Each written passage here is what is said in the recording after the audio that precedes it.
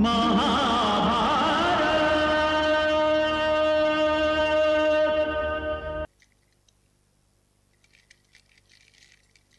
अनुज दुर्योधन,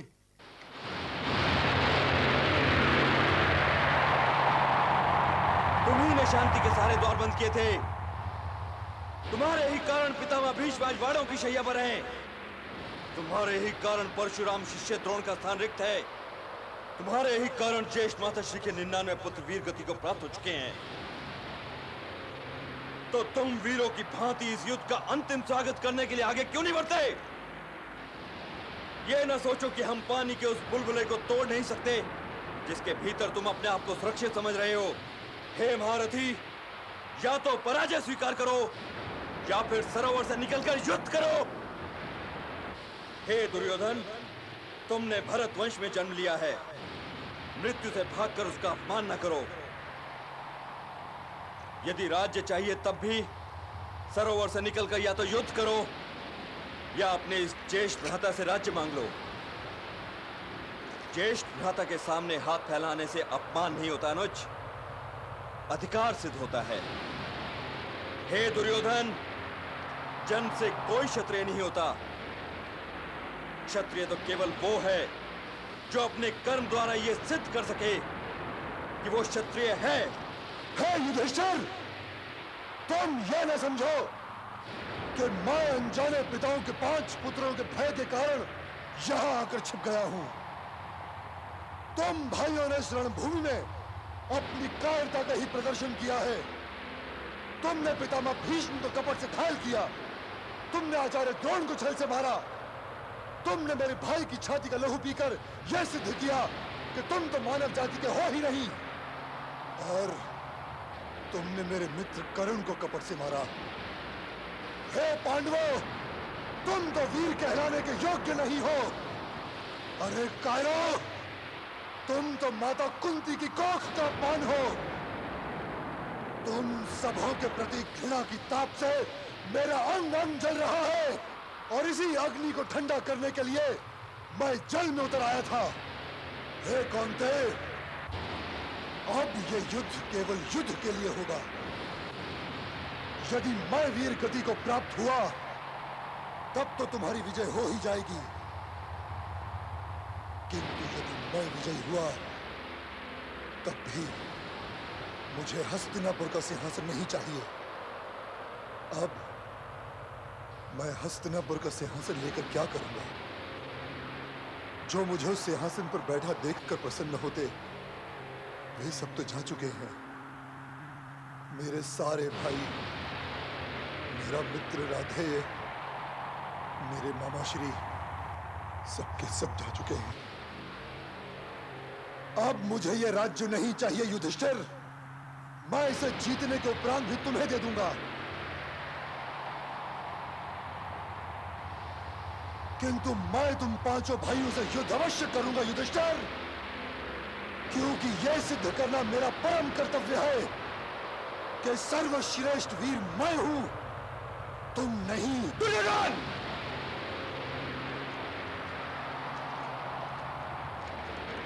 ये तुम नहीं बोल रहे हो दुर्योधन, ये तुम्हारी पराजय बोल रही है। जो राज्य तुम हमें देने की बात कर रहे हो वो ना कभी तुम्हारा था ना तुम्हारा है। तुम अब भोगी थे।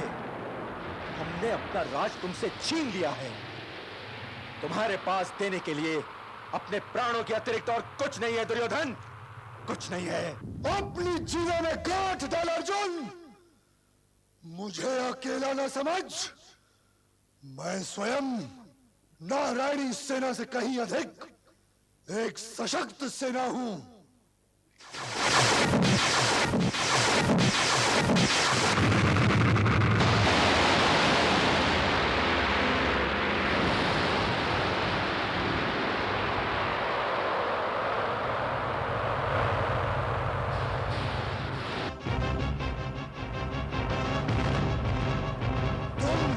सचमुच कायर हो।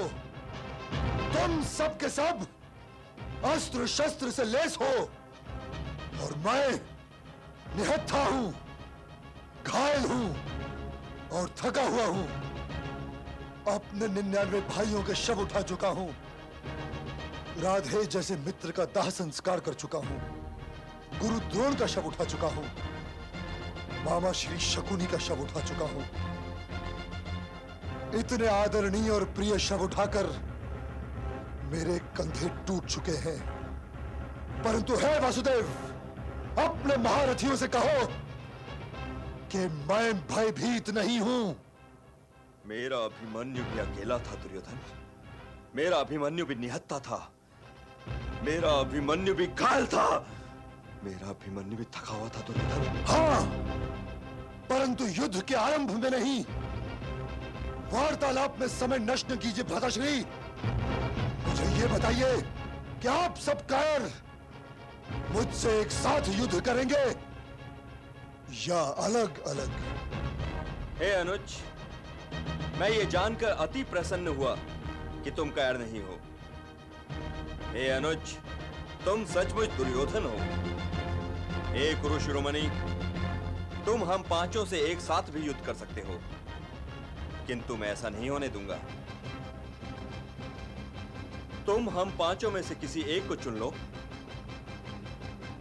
और मैं तुम्हें वचन देता हूं कि यदि तुमने उसे परास्त कर दिया तो मैं पराजय स्वीकार कर लूंगा। हे अनुज, तुम अपने लिए शस्त्र भी चुन लो और प्रतिद्वंद्वी भी। हे ज्येष्ठ भ्राताश्री, आप वास्तव में उतने अकुशल नहीं जितना मैं समझा करता था। मैं गदा युद्ध करूंगा। किससे? मारना तो मुझे तुम पांचों भाइयों को ही है। जो पहले मरना चाहे वो सामने आ जाए।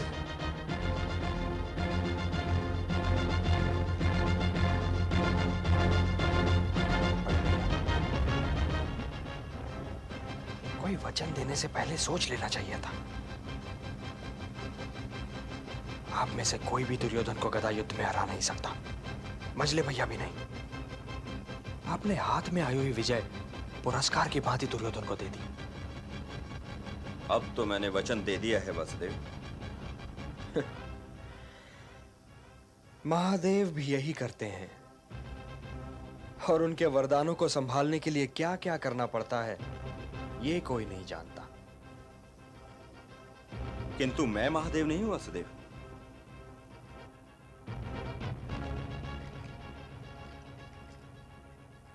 मैं इस दुर्योधन को मार मार के वीर गति की प्राप्ति के मार्ग की ओर भेज दूंगा।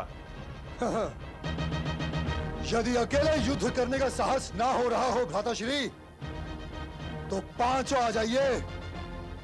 और यदि जी चाहे तो अर्जुन के सारथी यशोदा नंदन को भी ले आइए। आ जाओ। दुर्योधन! हट जा अनुज।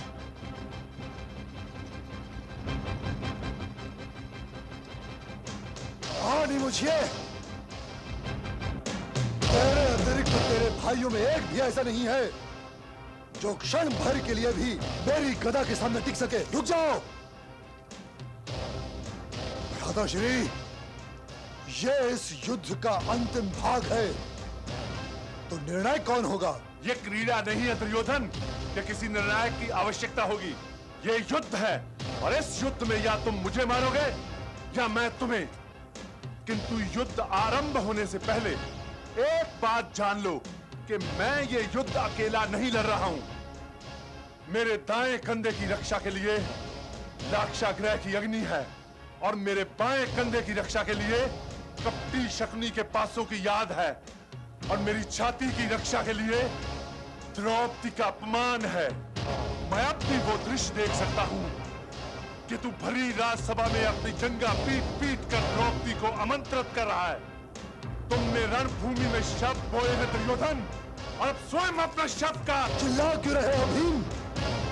मैं तो केवल यही चाहता था कि यदि आचार्य द्रोण जीवित होते तो वे देखते कि युद्ध हार जाने के उपरांत भी उनके इस शिष्य की युद्ध शैली वैसी ही सशक्त और लहू की उतनी ही प्यासी है। किंतु वे तो आ नहीं सकते, तो फिर गुरु बलराम ही होते।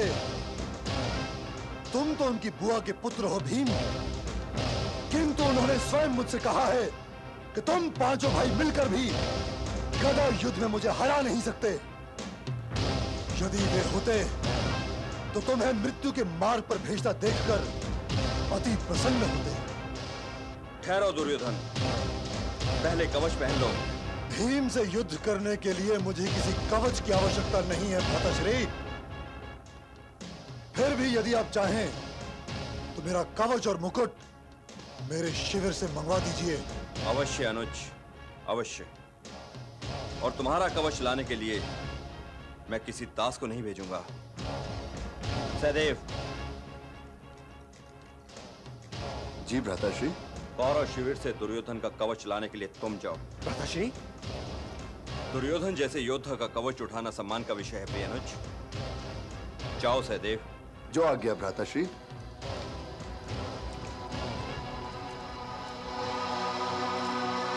सारथी, रथ कुरु शिविर की ओर ले चलो।